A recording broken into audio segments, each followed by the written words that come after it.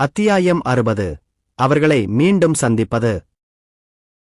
இந்த நிலவரையின் பல்வேறு தளங்களை இணைக்கும் கதவு சேனல்களிலிருந்து வெளியேறிய பிறகு நிலவன் 12வது மாடியின் மூடுபனி மற்றும் ஈரமான பகுதிக்குள் நடந்து சென்றார்.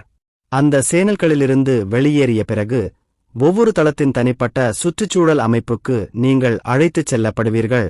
பொதுவாக நிலவன் முந்தைய தளத்தின் பெரும்பகுதிக்குச் சென்றிருந்ததால் அது ஒருவகையில் நாளாக இருக்கும். எனவே காட்சியில் இந்த திடீர் மாற்றத்தை அவன் எதிர்பார்க்கவில்லை. ஏனெனில் அவனுக்கு முன்னால் இருந்த காட்சி முற்றிலும் கருமேகங்களால் நிரம்பியிருந்தது. ஒரு அடர்ந்த மற்றும் மூடுபனி காடு. அங்கு உங்களுக்கு 10 மீட்டர் தொலைவில் எதையும் பார்க்க முடியாது. நிலவன் மிகுந்த விழிப்புடன் நடந்தான். சர்வைவல் இன்ஸ்டிங் மேம்படுத்தப்பட்டதிலிருந்து அவனது புலன்கள் மிகவும் கூர்மையாக இருந்தன. மேலும் அவன் இருந்த இடத்திலிருந்து சுமார் 80 மீட்டர் தொலைவில் இருந்தன. கிராண்ட் மாஸ்டர் தரவரிசையை அவன் முறியடித்த பிறகு இது உண்மையில் மிகவும் பயனுள்ள மாற்றமாகும். சிறந்த பார்வை மற்றும் அவன் பார்க்கும் எந்த எதிரியின் வலிமையையும் அளவிடுவதற்கு ஹண்டரின் நோக்கமே தற்போது அவனது மிகவும் பயனுள்ள மற்றும் பரந்த அளவிலான திறமையாக இருந்ததால் நிலவரம் அதை செயல்படுத்தினார். சர்வைவல் இன்ஸ்டிங் ஹண்டரின் இன்டர்நெட் இடையே உள்ள வித்தியாசம் குறித்து சிலர் குழப்பமடைந்துள்ளதால் சுருக்கமான குறிப்புகளுடன் விளக்குகிறேன். சர்வைவல் இன்ஸ்டிங் என்பது நிலவன் ஸ்பைடி உணர்வைப் போன்றது. இது ஆபத்தான ஒன்று அவனை குறிவைக்கும் போது அல்லது யாராவது அவனை நோக்கி கொலை நோக்கத்தை வெளிப்படுத்தும் போது அவனை எச்சரிக்கிறது. மறுபுறம் ஹண்டரின் இன்டர்நெட் பேட்மேனின் துப்பறியும் பயன்முறையை போன்றது. இப்போது நிம்லோர் பாஸை பயன்படுத்தி அவன் உருவாக்கிய ஹீட் சென்ஸ் திறன் இந்த திறனின் கீழ் இணைக்கப்பட்டுள்ளது. ஹண்டரின் இன்டர்நெட் வெப்ப கையொப்பத்தை பதிவு செய்யவும், ஸ்கேன் செய்யவும், வேறுபடுத்தவும் மற்றும் நீண்ட தூரங்களை கூட பார்க்கவும் முடியும். நிலவனின் சொந்த விச்சர் புலன்களை விட வேறுபட்டதல்ல. சிறிது நேரம் பனிமூட்டமான சேற்று நிறைந்த நிலத்தில் நடந்து சென்றான். ஆனால் இன்னும் எதையும் பார்க்கவில்லை அல்லது உணரவில்லை. இந்த நிலவரை தளத்தின் தவறான பக்கத்திற்குள்தான் நுழைந்துவிட்டேனோ என்று அவன் யோசித்தான். இந்த நிலவரைக்கு வருவதற்கு முன்பு நிலவன் இந்த தளத்திற்கான தகவல்களை பார்த்தார். ஆனால் இந்த தளத்திற்குள் மக்கள் நுழைந்த 10 சம்பவங்கள் கூட இல்லை என்பதை கண்டறிந்தான். மேலும் நுழைந்த பெரும்பாலான வீரர்கள் குழுக்கள் உயிருடன் திரும்பவே இல்லை. 3 குழுக்கள் மட்டுமே திரும்பி வர முடிந்தது. பதிவுகளின்படி அவர்களில் பெரும்பாலோர் மனநல பிரச்சினைகளால் பாதிக்கப்பட்டனர். மேலும் சிலர் தங்களை ஏதாவது கொல்லப் போகிறார்கள் என்ற பயத்தில் தற்கொலை செய்து கொண்டனர். அந்த மக்கள் இந்த மாடியில் தங்கள் நல்லறிவை பாதிக்கும் ஒருவித அதிர்ச்சிகரமான அனுபவத்தை அனுபவித்திருக்கிறார்களா என்று நிலவன் ஆச்சரியப்பட்டான். கடைசியாக இந்த தளத்தின் உள்பகுதிகள் வழியாக அவன் நுழைந்தபோது மூடுபனி முன்பை விட மிகவும் அடர்த்தியாகவும் தெளிவாகவும் இருப்பதை நிலவன் கவனித்தான். இப்போது அவனுக்கு அடுத்த 5 மீட்டருக்குள் என்ன இருக்கிறது என்று கூட அவனால் பார்க்க முடியவில்லை. அவனது பார்வை எப்படியோ மங்கலாகி வருவது போல் உணர்ந்தார். மேலும் அவன் இந்த மூடுபனியை சுவாசிக்க அவனது கண்கள் கனமாகின. சூர்! நிலவனின் காதுகள் உயர்ந்தன. அவன் விரைவாக வலது பக்கம் திரும்பினான். அவன் மனம் முழுவதுமாக ஒருமுகப்பட்டு எதிர்வினையாற்ற தயாராக இருந்தது. அவன் சிறு சிறு கிசுகிசுப்புகளை கேட்டான். ஆனால் அவை எங்கிருந்து வருகின்றன என்பதை அவன் உணரவில்லை. அவனுடைய புலன்கள் கூட மந்தமாகி வருவது போல் உணர்ந்ததால் அவன் ஒரு பயங்கரமான உணர்வை உணர ஆரம்பித்தான். மேலும் அவன் தன் திறமைகளால் மறைக்க முடிந்த தூரம் கொஞ்சம் கொஞ்சமாக குறையத் தொடங்கியது. ஊர்ந்து செல்!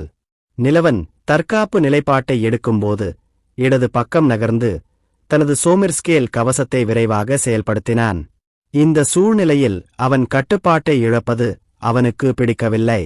அவனை எச்சரிக்கவும் அல்லது எதிரிகளை கண்காணிக்கவும் அவனுக்கு திறமை இருந்தது. ஆனால் அவர்களில் யாரும் அவனது தற்போதைய இக்கட்டான சூழ்நிலையில் பயனுள்ளதாக தெரியவில்லை. அடுத்த நிலைக்கு பிறகு அவன் முன்பை விட 2 மடங்கு வலிமையானவராக இருந்தபோதிலும் இந்த சூழலால் நிலவன் பயத்தையும் ஆபத்தையும் உணர்ந்தான். என்ன நடக்கிறது என்று நிலவன் கேட்டான். நேரம் செல்ல செல்ல அவனது உடலும் இயக்கங்களும் மெதுவாக வருவதைக் கவனித்தார். நீங்க திடீரென்று அவன் காதில் ஒரு கிசுகிசுப்பு கேட்டது. நிலவன் அதிர்ச்சியில் நடுங்கி திரும்பி பயத்தில் தன் வாளை ஆட்டி இந்த குரல் யாருடையதாக இருந்தாலும் அவனை தற்காத்துக் கொள்ள முயன்றான். அரே! அவன் தலையில் ஒரு பெண் குரல் கிசுகிசுத்தது. அவன் வேகமாக திரும்பி பார்த்தான். ஆனால் அவன் பின்னால் யாரையும் பார்க்கவில்லை. முழுமையானது. இப்போது அவன் குரலின் தொனியை அடிப்படையாக கொண்டு 30 வயதுடைய ஒரு ஆணின் குரல் கேட்டது. நிலவன் குழப்பமடைந்து வட்டமாக நடக்கத் தொடங்கினான். தனக்கு இந்த வகையான விளைவை ஏற்படுத்துவதை பார்க்க முயன்றார். தோல்வி. கடைசியாக அவன் உடல் பயத்தில் நடுங்கத் தொடங்கியபோது ஒரு பெண்ணின் குரல் கேட்டது. அவன் கால்கள் கிட்டத்தட்ட தளர்ந்து தரையில் விழத் தயாராக இருந்தன. ஆனால் அப்போதுதான் இந்த மூடுபனியிலிருந்து தன்னை நோக்கி கருப்பு நிழல்கள் நகர்ந்து வருவதையும் 4 வெவ்வேறு பக்கங்களிலிருந்து மெதுவாக அவனை நெருங்குவதையும் அவன் கண்டான். நிழல்கள் ஒவ்வொன்றாக தரையில் இருந்து வெளிப்பட்டன. அவற்றின் கண்கள் பிரகாசமான சிவப்பு நிறத்தில் பிரகாசித்தன. விரைவில் அவை பல்வேறு வடிவங்களை உருவாக்கத் தொடங்கின.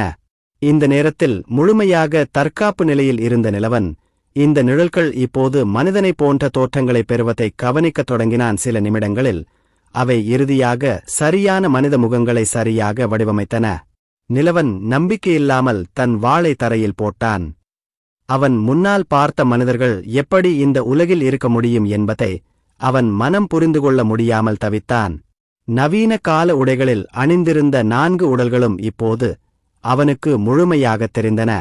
நிலவன் நரைத்த முடி மற்றும் மீசையுடன் ஒரு வயதான மனிதரை பார்த்தான். நீண்ட பழுப்பு நிற முடியுடன் ஒரு நடுத்தர வயது பெண்ணை பார்த்தான். 30 வயதுடையவராக தோன்றியவர் மெலிந்த உடலைக் கொண்டிருந்தார். கடைசியாக தோன்றிய பெண் 30 வயதுக்குள் நுழைந்த ஒருவருக்கு மிகவும் அழகாகத் தெரிந்தாள். முன்னால் இருந்தவர்கள் ஒவ்வொருவராக அவனுக்கு அருகில் நடக்கத் தொடங்கிய போது நிலவன் தரையில் விழுந்தான். இந்த முட்டாளை பாருங்க, இன்னும் ரொம்ப பரிதாபமா தனிமையா இருக்கீங்க என்றார் முதியவர். இவ்வளவு பயனற்ற மனிதருடன் நான் உறவாடினேன் என்பதை என்னால் நம்பவே முடியவில்லை என்று நடுத்தர வயது பெண்மணி பேசினாள். இன்னும் ஒரு பலவீனமானவன், கோழை என்றான் முகபாவனை கொண்டவன். உன்னை போன்ற ஒருவரை எனக்கு தெரியும் என்பதை ஒப்புக்கொள்வதற்கு கூட எனக்கு வெட்கமாக இருக்கிறது என்று அந்த பெண் பேசினாள். அதிர்ச்சியிலிருந்து இறுதியாக மீண்டு வந்த நிலவன் அந்த காட்சியை சாத்தியமற்றதாக கண்டான். ஏனென்றால் இந்த நேரத்தில் அவனுக்கு முன்னால் நின்றவர்கள் அவனது முந்தைய ஜென்மத்தில் அவனுக்கு மிகவும் நெருக்கமாகத் தெரிந்தவர்கள். அவன் குடும்பம்.